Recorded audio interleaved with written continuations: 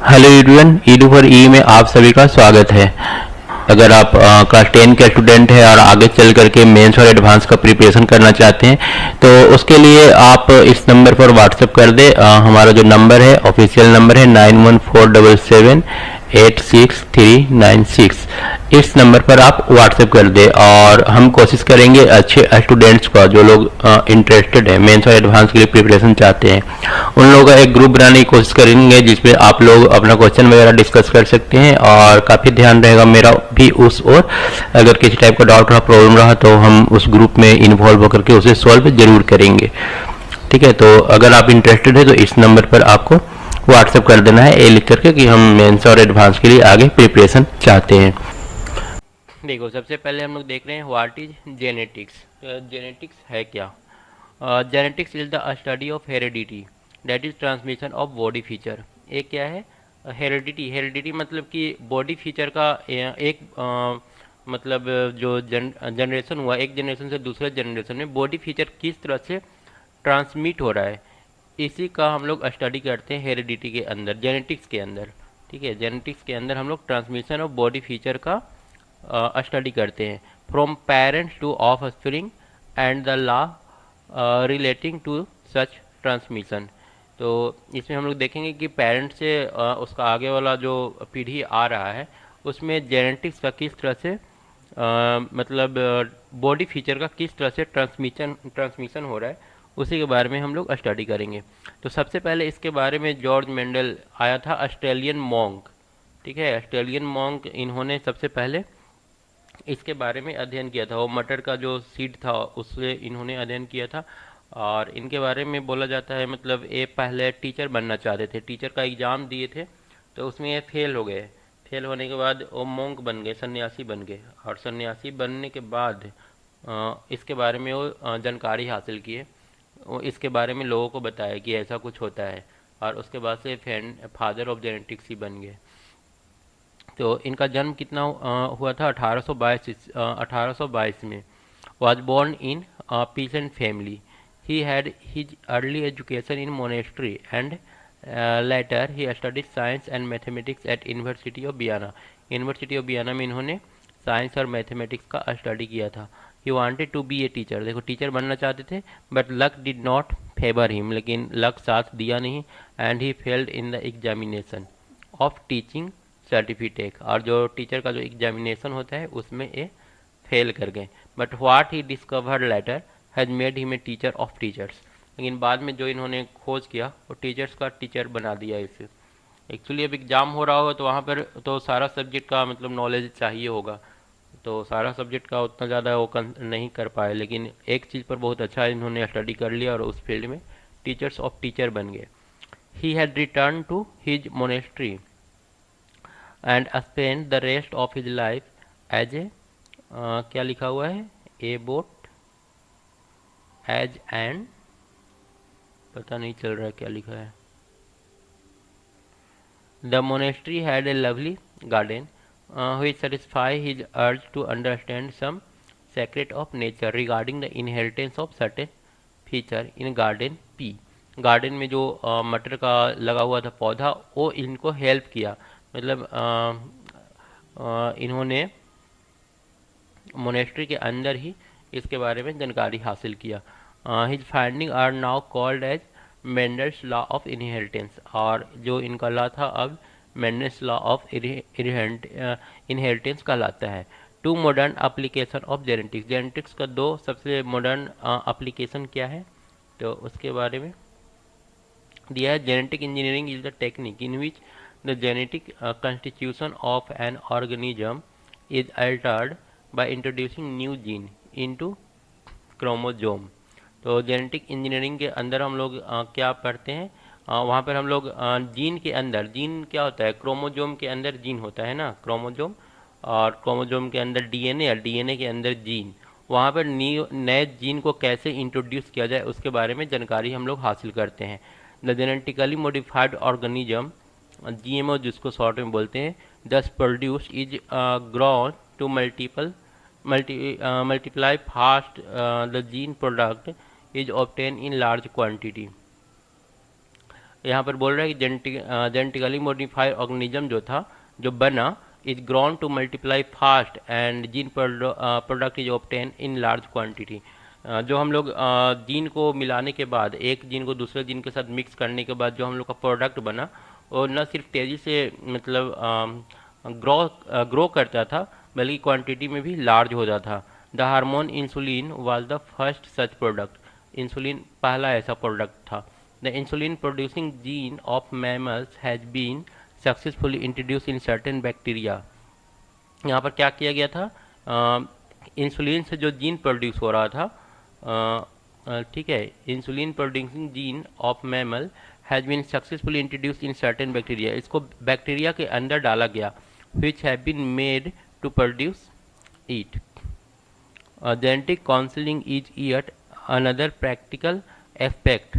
Genetic counseling जो है हमारा एक दूसरा प्रैक्टिकल एस्पेक्ट है। Newly married couple are advise to consult a specialist regarding the possibility of any undesirable trait which their children might inherit. तो जो newly couple जो होते हैं उनको जनरली एडवाइस दिया जाता है ताकि उनका आने वाला जो पीढ़ी है उसमें किसी तरह का जो बेकार का अनडिजायरेबल ट्रेट है वो ना आ जाए। डिजीज लाइक हेमोफीलिया, जो कि एक तरह का ब्लीडर डिजीज है, with a tendency to bleed free from even slight wound. इसमें क्या होता है, थोड़ा सा भी अगर कट छट गया तो काफ़ी खून बहता है। Thalassaemia and sickle cell anaemia with defective haemoglobin are example of genetic disease. ये सब क्या है, एक तरह का जेनेटिक डिजीज है जो एक पीढ़ी से दूसरी पीढ़ी में चला जाता है। Which can be prevented to some extent by proper genetic matching of the prospective parents. इसके अलावा ऊपर में कुछ दिया हुआ था, वो क्या दिया है उसको एक बार पढ़ लेते हैं। यहाँ पर है whenever a child is born, the family member usually start comparing the child's appearance to whom he or she resemble more. Generally जब बच्चे जन्म लेते हैं तो ये देखा जाता है कि वो किसके साथ ज़्यादा मैच कर रहा है, किससे मिल रहा है उसका shape. All this although a matter of chance is governed by certain law। तो ये सारा एक रूल के अनुसार होता है। This chapter presents some fundamental of genetics including Mendel's law of inheritance as advised in the syllabus। तो यहाँ पर basic generally genetics law Mendel's का जो था उसी के बारे में बताया गया है। In order to properly understand Mendel's law of inheritance and the sex linked inheritance, it is essential to know beforehand some basic aspect of genetics. तो आगे जानने के लिए ज़रूरी है कि हम लोग थोड़ा सा बेसिक जान लें। We learn about the chromosome, chromosome के बारे में पढ़ेंगे, जीन के बारे में पढ़ेंगे, some very common heredity traits in human, और जो कुछ कॉमन ट्रेट्स है जो कि एक पीढ़ी से दूसरे पीढ़ी में जाता है, उसके बारे में भी हम लोग स्टडी करेंगे। You can do several investigative project of if desire. तो ये हम लोग को स्टार्टिंग में ही दिया हुआ था, उसके बाद चैप्टर स्टार्ट था, ये थोड़ा सा बेसिक दे दिया है। ये हमारा जो फिगर यहाँ पर दिख रहा है 23 क्रोमोजोम होता है ना, 23 पेयर होता है क्रोमोजोम का ह्यूमन बॉडी के अंदर। तो 22 तो लगभग सेम होता है, 23वां जो होता है और डिफरेंट होता है। तो ये 23वां क्रोमोजोम 23वां पेयर के बारे में दिया है जो एक्स और वाई के फॉर्म में होता है। सबसे पहले आते हैं हेरिडिटी। हेरिडिटी क्या है? The term heredity may be define as transmission of genetically based characteristics. तो जेनेटिकली जो बेस्ट करेक्टरिस्टिक्स है उसका ट्रांसमिशन पेरेंट्स से उनके आने वाले बच्चों में ट्रांसमिशन को ही हम लोग हेरिडिटी कहते हैं। The genetic constitution of an individual, it means like begets like, मतलब सेम, यदि अगर बिल्ली है तो उसका बच्चा बिल्ली की तरह ही होगा, ह्यूमन है तो ह्यूमन की तरह होगा। It means young one look like their parents, जो भी नया बच्चा जन्म लेता है वो अपने पेरेंट्स की तरह दिखता है। Cat produce cat not dog, ठीक है। A mango seed germinate into a mango tree, अगर मैंगो सीड है तो मैंगो ट्री ही उससे बनेगा। Human give birth only to human not apes. Even a curd bacteria, दही का जो बैक्टीरिया है which grow in milk undergo 100 of generation each day, इसका कई जनरेशन एक दिन में मतलब जन्म ले लेता है। And continue to produce the same type of bacteria, और हमेशा सेम ही टाइप का बैक्टीरिया जन्म लेता है। Like begets likes and yet there are variation, तो ये तो हम लोग पढ़ते हैं कि लाइक बिगेट्स लाइक मतलब सेम टू सेम होना चाहिए बच्चा पेरेंट्स के तुलना में, लेकिन कुछ कुछ वेरिएशन देखने को मिल जाता है। और organism, whenever animal, plant or microorganism produce their own kind through reproduction, but the offspring are never identical to the parents। लेकिन जो बच्चे जन्म लेते हैं वो बिल्कुल आइडेंटिकल, पूरी तरीके से पेरेंट्स के समान नहीं होते हैं। Some difference however small it may be found in them, तो कुछ न कुछ थोड़ा बहुत वेरिएशन आता है। उसके बाद देखेंगे variation in population. Human being as a species share many main characteristics of trait among themselves which identify the species Homo sapiens. Yet the various races or tribes look different in several features। यहाँ पर बोल रहा है कि human जो है बहुत सारा क्या बोला, human being as a species share many main character और trait among them self which identify the species. अब ह्यूमन के अंदर ही काफ़ी सारा स्पेसीज पाया जाता है। अगर हम लोग देखेंगे तो ट्राइब्स जो होते हैं बिल्कुल अलग दिखते हैं। Even within the same race और tribe the individual member in the population so difference. एक ही ट्राइब के अंदर जो आदमी होता है वो भी अलग अलग होता है। Further with in a family, अगर फैमिली के अंदर भी देखा जाए तो member so different in body feature, तो सब आदमी का बॉडी जो होता है थोड़ा थोड़ा डिफरेंट ही होता है। These a small difference among the individual of the same species called variation. और ये जो थोड़ा बहुत डिफरेंस देखने को मिल रहा है इसी को हम लोग वेरिएशन बोलते हैं। The same is true for animal. Animal में भी वैसा होता है, थोड़ा थोड़ा डिफरेंस पाया जाता है। We keep pets like dog, cat, domestic animal like cow और buffalo. There are so many breeds of each of them. इन लोगों का बहुत सारा नस्ल होता है। Even in the same breeds, और सेम नस्ल के अंदर भी देयर आर माइनर डिफरेंस, थोड़ा बहुत डिफरेंस रह ही जाता है। Character and traits, any relatable feature of organism is character. ठीक है, the alternative form of character are called trait. और ये बोल रहा है कि inheritable feature of organism is character, जो मतलब एक से दूसरे स्पेसीज में, मतलब एक पीढ़ी से दूसरे पीढ़ी में जो जा रहा है उसको कैरेक्टर बोलेंगे। और अल्टरनेटिव फॉर्म ऑफ कैरेक्टर जो थोड़ा सा डिफरेंट है उसको क्या बोलेंगे, ट्रेट बोलेंगे। तो सबसे पहले इनहेरिटेंस देख रहे हैं। Inheritance in human, we inherited thousands of characters from one parents who in turn had inherited them from their parents. Thus the family member, brother, sister, cousin tend to resemble one another. Here is a list of some characters and their traits. Character में अगर colour हम लोग देखेंगे तो trait इसके अंदर क्या क्या आ जाएगा, ब्राउन आ जाएगा, ब्लू आ जाएगा, आई का कलर। ठीक है, तो कैरेक्टर और ट्रेट ये दोनों में थोड़ा सा फर्क है, ध्यान रखना। बाद हेयर शेप है तो किसी का कर्ली आता है, किसी का स्ट्रेट आता है। आईब्रोज जो कि इनहेरिटेबल फीचर है एक टाइप का, और इसका जो टाइप आता है अलग अलग, वो हैवी होता है, किसी का बीसी होता है, किसी का थिन होता है। Hair on the middle joint of finger. ठीक है, फिंगर के मिडिल जॉइंट में जो हेयर होता है किसी का ग्रो करता है, किसी का नहीं करता है। कलर विजन, किसी का नॉर्मल होता है, किसी का रेड ग्रीन कलर ब्लाइंडनेस होता है। टंग रोलिंग, कोई कोई अपने टंग को मतलब एक कर लेता है, रोल कर लेता है, पतला कर लेता है। ठीक है, और कोई कोई नहीं कर पाता है। ठीक है, यू शेप कोई कोई बना पाता है, कोई कोई नहीं बना पाता है। हैंड यूज, कोई कोई राइट हैंड वाला होता है, कोई कोई लेफ्ट हैंड वाला होता है। स्किन कलर में किसी का albinism, total absence of pigment in skin, skin में कोई कलर ही नहीं होता है, और किसी का नॉर्मल होता है। ईयर लोब देखोगे तो किसी का फ्री होता है, किसी का अटैच्ड होता है। लिप किसी का थिक होता है, किसी का थीन होता है।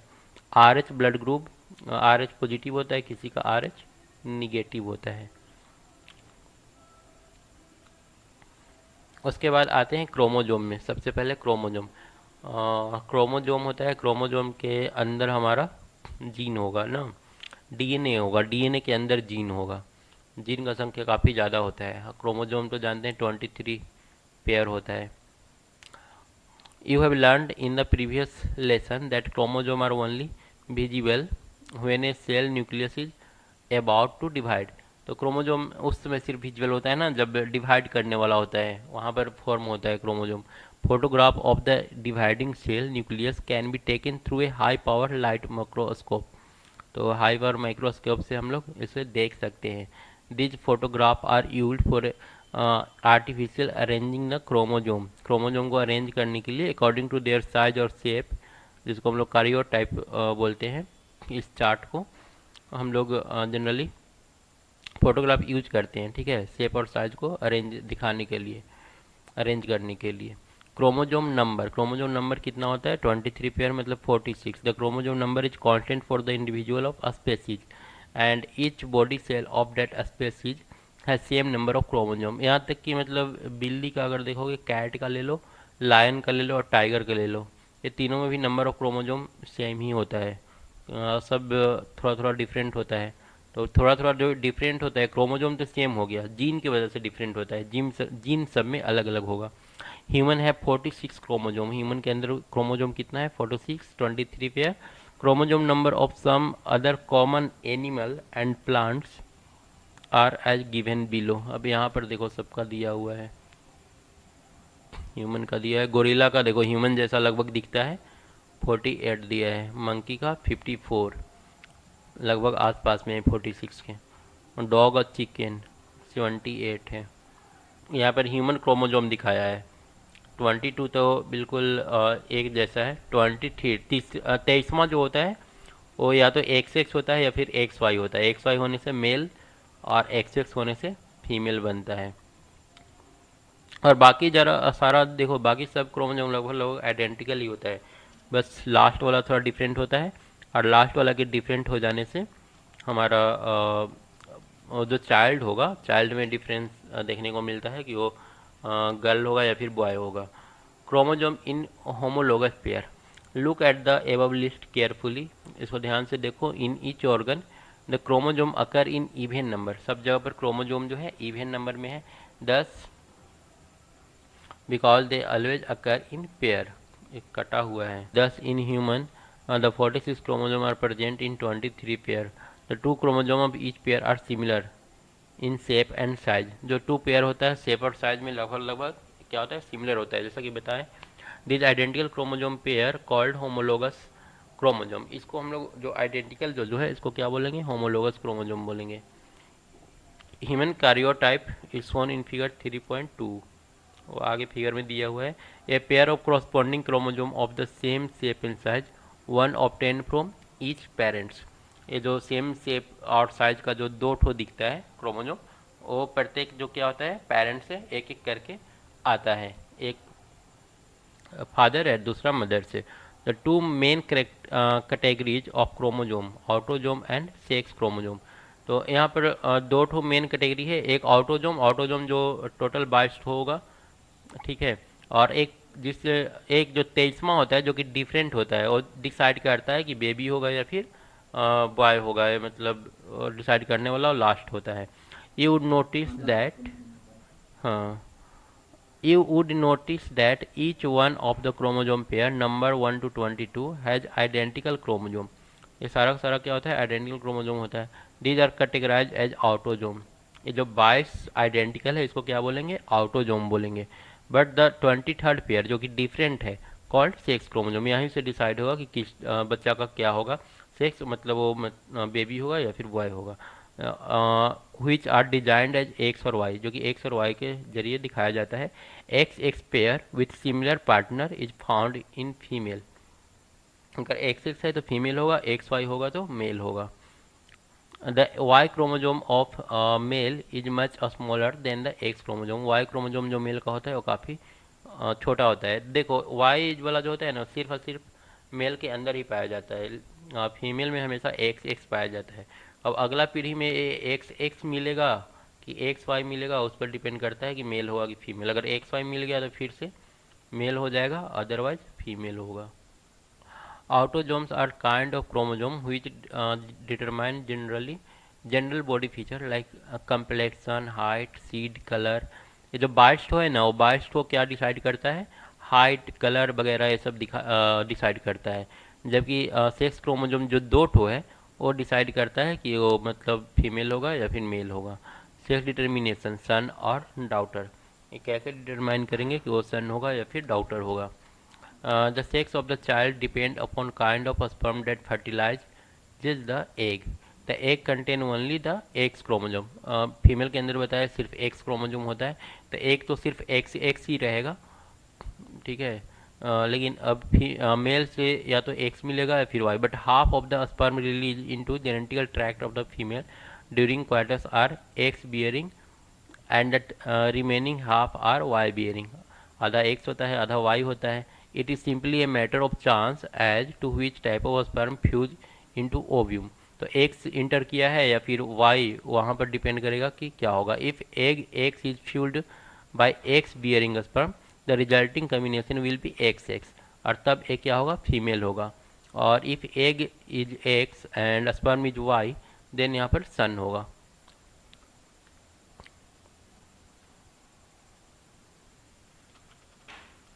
Chromosome carriers of gene. Chromosome क्या होता है, जीन का कैरियर होता है। जीन बहुत ज़्यादा संख्या में पाया जाता है, क्रोमोजोम मात्र 26 दिख रहा है, लेकिन क्रोमोजोम जो जीन होता है ना, वो 18-20 हज़ार की संख्या में होता है।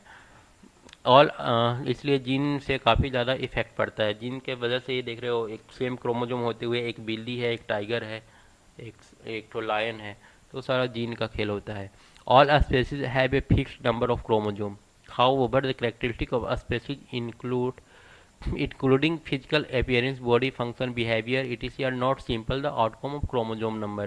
तो सारा बिहेवियर हम लोग सिर्फ क्रोमोजोम के नंबर से डिसाइड नहीं कर सकते हैं, but these are the result of units called gene. ये सारा कौन डिसाइड करता है, जीन, जो कि क्रोमोजोम, जिसको कैरी कौन करता है, क्रोमोजोम कैरी करता है। The lion and cat have the same number of chromosome. देखो लायन और कैट का सेम नंबर ऑफ क्रोमोजोम है 38, yet one is distinct from the other in body size, appearance, colour, behaviour, सब कुछ में बिल्कुल डिफरेंट है। All such characteristic of organism are result of gene located on the chromosome. The word gene was coined by scientist William Johnson in 1909 to simply describe what parents passed to their offspring. The detailed DNA structure come to knowledge much later। तो पहले gene के बारे में पता चला था, उसके बाद डीएनए के बारे में पता चला था। हालांकि हम लोग को याद रखना है, सबसे पहले क्रोमोजोम, फिर डीएनए, फिर जीन। जीन सबसे छोटा यूनिट हो गया। Gene are the specified parts. देखो डीएनए सेगमेंट का स्पेसिफिक पार्ट है जीन। मतलब सबसे पहले क्रोमोजोम आ गया, क्रोमोजोम के अंदर डीएनए और डीएनए के अंदर gene of a chromosome which determine the heredity characteristics. ऐसी से हेरिडेटरी कैरेक्टरिस्टिक पता चलता है। According to latest finding nearly 19,000 gene in human के अंदर 19,000 जीन है। Chromosome number 1 has the largest number of gene. जो पहला वाला जो क्रोमोजोम है उसमें सबसे ज़्यादा जीन होता है, and chromosome Y has fewest, और वाई में सबसे कम होता है 231। Genome is the full complement of DNA of the organism. Genome के अंदर क्या क्या आ जाएगा, जीन और साथ में इंटरजेनेटिक रीजन, यहाँ पर दो चीज़ आ जाएगा। जीनोम थोड़ा सा जीन का बड़ा सा रूप है जीनोम। देखो यहाँ पर इसका है मुड़ रहा है, पर इसका मुड़ नहीं रहा है। ये सब जीन का खेल होता है। जीन एंड देयर एलीज, क्योंकि क्रोमोजोम तो दोनों में सेम ही है 23। Normally every gene has 2 alternative form of a character producing different effect. These alternative form are called alleles. For example in the alleles का 2 टाइप होता है, ठीक है ना। For example in the character of tongue rolling, अगर tongue को हम लोग रोल कर रहे हैं, देयर आर 2 पॉसिबिलिटी, तो 2 चीज़ संभव है, एक रोल होगा, दूसरा रोल नहीं होगा। Thus there are 2 allele of this gene. तो इस जीन में 2 टाइप का एलीज है, वन ऑफ रोलिंग और अनदर इज नॉन रोलिंग। तो एक रोलिंग जीन है और दूसरा नॉन रोलिंग जीन है। इस 2 टाइप को एलीज को हम लोग डोमिनेंट और रिसेसिव एलीज नाम देते हैं। पहला डोमिनेंट, दूसरा recessive. Out of these 2 allele of gene, one is dominant and other is recessive. To understand this, again take the same example of tongue rolling. A large number of people can roll their tongue into a tube projecting out of the mouth. तो maximum आदमी जो होता है अपने टंग को role कर लेता है। Try whether you can do it. Ask your classmate to try same. Most of them can do it, maximum का हो जाता है, but a few may not, लेकिन कुछ का नहीं होता है। The gene for tongue rolling, वो बताया ना कि जीन जीन के अंदर एल दो टाइप का एलिज होता है, एक होता है डोमिनेंट और एक होता है रिसेसिव। तो अगर किसी के अंदर डोमिनेंट है तो रोल होगा, नहीं तो रोल नहीं होगा। डोमिनेंट मतलब नेचर डोमिनेंट ऐसा। हाँ, नेचर डोमिनेंट नेचर का वो हो गया।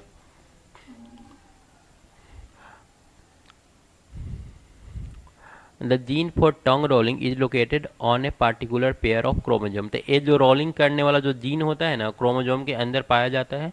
दस every individual has a pair of this gene.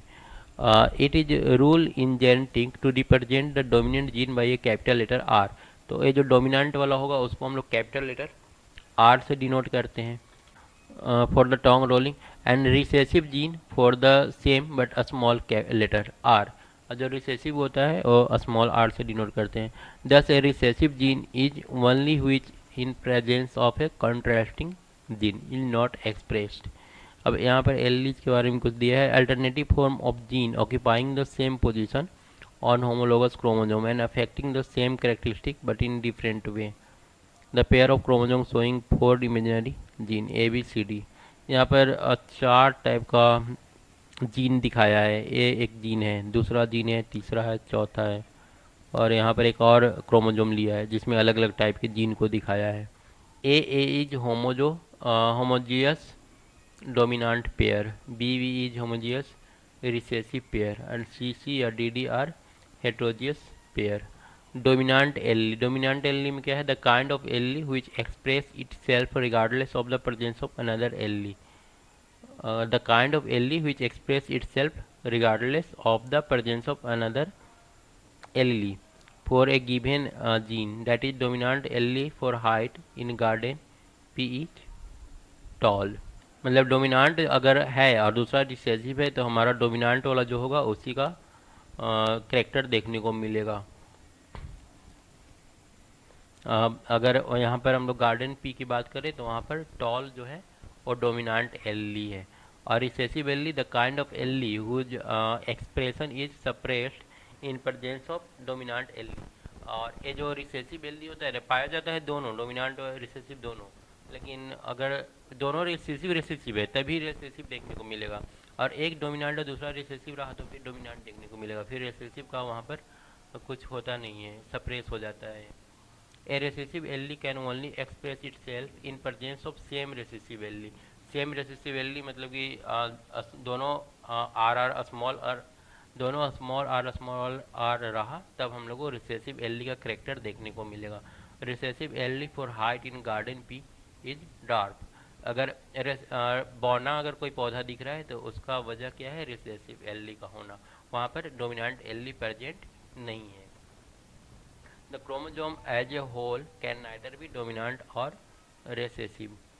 Chromosome जो होता है वो कभी डोमिनेंट और रिसेसिव नहीं होता है, ये ध्यान रखना है। मतलब जीन होता है, क्रोमोजोम को हम डोमिनेंट और रिसेसिव नहीं बोलते हैं।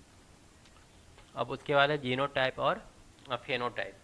तो the three situation pertaining to any pair of gene, as for example in tongue rolling can be as follow। अब टंग रोलिंग अगर हो रहा है तो वहाँ पर क्या क्या हो सकता है? पॉसिबिलिटी है, हो सकता है कि दोनों दोनों डोमिनेंट हो, आर हो, कैपिटल आर हो दोनों, तो टंग क्या होगा? रोल हो जाएगा। एक डोमिनेंट दूसरा रिसेसिव रहा तो अभी रोल हो जाएगा। दोनों रिसेसिव रहा तो इस केस में फिर रोल नहीं होगा। तो देख रहे हो ना, मैक्सिमम केस में हम लोग को रोल होता हुआ दिखाई देगा। You can see from the above example that the tongue roller have two kind of genetic constitutions, RR and RR, small और capital, whereas non-roller में सिर्फ small r देखने को मिलेगा। The genetic constitutions are called genotype। तो ये जो genetic कंस्टिट्यूशंस है इसको हम लोग जीनोटाइप बोलते हैं, ठीक। And expressed son character is called phenotype. और ये जो बाहर दिख रहा है मतलब एक आर कैपिटल आर और स्मॉल आर क्या हो गया? एक तरह का ये हमारा जीनोटाइप हो गया जो हम लोग को दिखता नहीं है, और बाहर जो रोल होता हुआ दिख रहा है इसको हम लोग फेनोटाइप बोलते हैं। Thus for phenotype there are two genotype. तो फिनोटाइप के लिए जीनोटाइप कितना हो जाएगा? दो ठो, या तो कैपिटल आर या फिर कैपिटल आर और स्मॉल आर, ठीक है।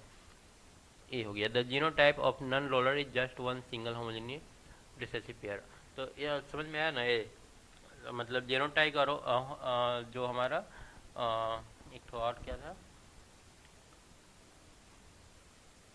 फेनोटाइप। ये जीनोटाइप फेनोटाइप में क्या होगा, फेनोटाइप जो दिख रहा है बाहर से वो जीनोटाइप जो दिख नहीं रहा है, जैसे एक्सिस वाई वाई वो दिखता नहीं है, पर वो टंग का रोल होना वो दिख रहा है, तो ये हमारा फेनोटाइप का एग्जाम्पल है। Genotype the set of gene present in the cell of organism. Genotype क्या होता है, सेल में प्रेजेंट होता है, और फेनोटाइप क्या होता है, दिखता है। Observable characteristics which are genetically control, इसको हम लोग देख सकते हैं, कंट्रोल कर सकते हैं।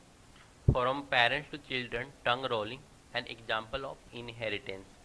टंग रोलिंग क्या है, एक एग्जाम्पल है हमारा इनहेरिटेंस का। Figure 3.4 illustrate a family chart of two parent. यहाँ पर टू पेरेंट्स का फैमिली चार्ट दिखाया गया है जिसमें 3 बच्चे हैं, ठीक है। और यहाँ पर रोलर रोलर मतलब पेरेंट्स का दोनों का टंग जो है वो रोल कर रहा है। A pedigree chart showing inheritance of the ability to roll the tongue. तो यहाँ पर नन रोलर और बाकी दो में रोल कर रहा है। Observe the following point in the above pedigree chart. तो ऊपर से हम लोग क्या क्या ऑब्जर्व कर सकते हैं, male are shown by square and female by circle. तो फीमेल को सर्किल से दिखाया है और जो हमारा मेल है उसको स्क्वायर से दिखाया है। Both father and mother are tongue roller. Father मतलब दोनों का टंग रोल करता है। Hollow symbol represent the usual expression, ठीक है। Of the 3 children born 2 can roll, जिसमें 2 तो रोल कर सकता है, एक नहीं। द रिसेसिव ट्रेट, ये जो रिसेसिव वाला जो गुण था of non rolling in one of children could have come from now here ills but the parents, ये पेरेंट्स से ही आया है। The non roller child in the family chart with genotype RR must have received one R gene from one parent and another R gene from the other parents। तो ये जो none roller वाला child था उसको जो gene मिला वो दोनों स्मॉलर वाला मिल गया, एक पेरेंट से और एक मदर से, इसलिए वो रोल नहीं कर पा रहा है। Conclusion is that each of the 2 parents is heterozygous. तो दोनों पेरेंट्स में था, एक कैपिटल आर एक स्मॉल आर था, ठीक है। देखो ये जो तीसरा बच्चा है स्मॉल आर मिला है, देखो रोल कर रहा है, इसका मतलब ये भी हो सकता है कि दोनों कैपिटल आर हो इसका, इसलिए रोल कर रहा है। लेकिन अगर दोनों का दोनों कैपिटल आर होता ना तो फिर ये स्मॉल आर आता ही नहीं। तो इसका मतलब कि एक का कैपिटल आर है दूसरा स्मॉल आर है। तो यहाँ पर भी अगर एक का कैपिटल आर और मान लो कि ये दोनों आ जाता है तो इस केस में भी ए आने का संभावना नहीं है। तो इसका मतलब कि दोनों में एक कैपिटल आर है और एक स्मॉल आर जीन है। अब यहाँ से जब स्मॉल दोनों मिला तो हमको ए वाला मिला रिजल्ट, अदरवाइज रोलर वाला रिजल्ट मिला।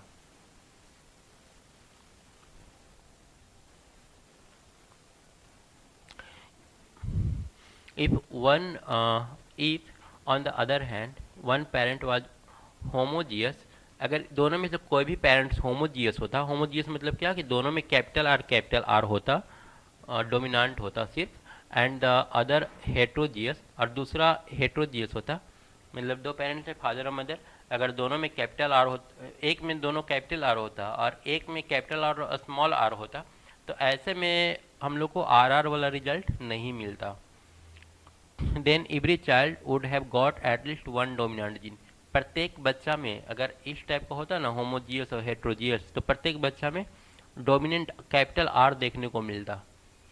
Parents through the sex cell the situation can be theoretically explain given. और कुछ छूटा नहीं है। यहाँ पर पुनेट स्क्वायर के बारे में बताया है। इज ए सिंपल डायग्राम, ये वाला इसको बोलते हैं हम लोग simple diagram in which the different type of gamete parents are placed along one side of the square and those of the other parents are placed along the other side। यहाँ पर एक पेरेंट्स को एक तरफ रखा है, दूसरा parents को दूसरी तरफ रखा है। तो इधर है हेट्रोजियस टंग वाला, हेट्रोजियस मतलब कैपिटल और स्मॉल आर वाला, और यहाँ है होमोजियस टंग वाला मतलब दोनों कैपिटल आर वाला। Of the opposite gametes are given in a sub square. The resulting phenotype can be, phenotype यहाँ पर लिखा है क्योंकि हम लोग को दिख रहा है सारा कुछ। तो आर आर यहाँ पर हम लोग को मिल रहा है डोमिनेंट, यहाँ पर डोमिनेंट डोमिनेंट डोमिनेंट, यही बोल रहे थे कि अगर एक हेट्रोजियस और दूसरा होमोजियस रहा तो हम लोग को सब में कुछ ना कुछ डोमिनेंट मिलेगा, फिर नॉन रोलिंग वाला फिर देखने को नहीं मिलेगा। यहाँ पर आई कलर, यहाँ पर देख लो कुछ हेरिडेटरी ट्रेट दिया है, डोमिनेंट ट्रेट और रिसेसिव ट्रेट का यहाँ पर कुछ एग्जाम्पल है। तो एक कोई कोई ब्लू आँख वाला जो देखने के लिए मिलता है तो वहाँ पर वो इसलिए मिलता है क्योंकि मदर या फादर दोनों में से किसी एक से दोनों से रिसेसिव वाला जीन उसके पास आ गया है। ठीक है, तो दोनों जब रिसेसिव आएगा तो इस केस में हम लोग को ब्लू आई का कलर देखने को मिलेगा। टंग रोलिंग होगा अगर डोमिनेंट है तो, हैंड में राइट हैंडेड होगा अगर डोमिनेंट है तो, और रिसेसिव ट्रेट लेफ्ट हैंडेड पाया जाता है। ईयर लोब फ्री अटैच्ड, ये सारा गुण है। Symbology in designing the wrist watches. Most people wear the wristwatch on left hand and only very few on right hand. Is it true? Something to do with human genetic. Hint. Interpret the position of knob on the wristwatch and the related human genetic trait.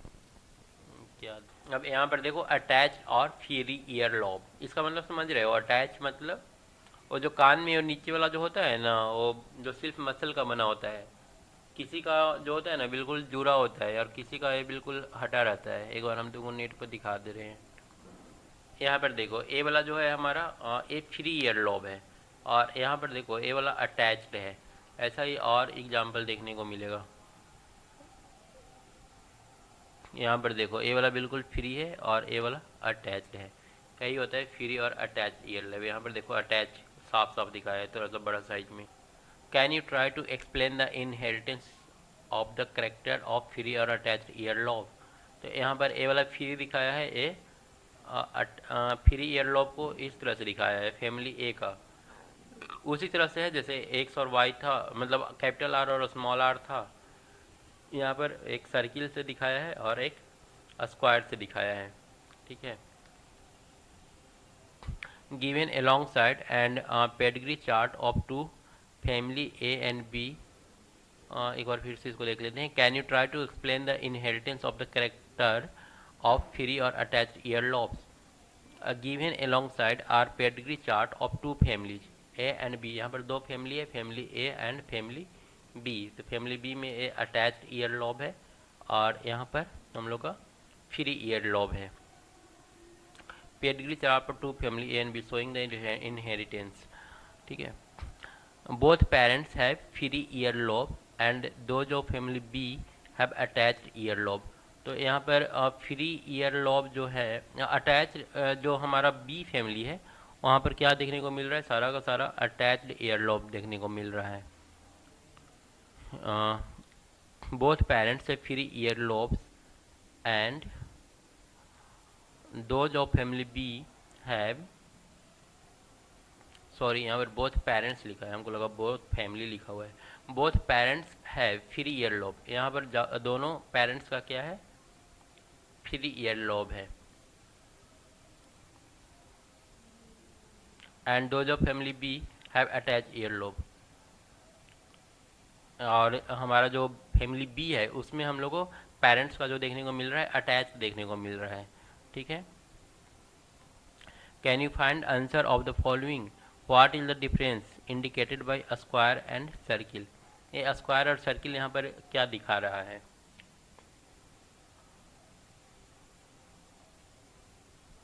ये हम लोग का हो जाएगा dominant और recessive.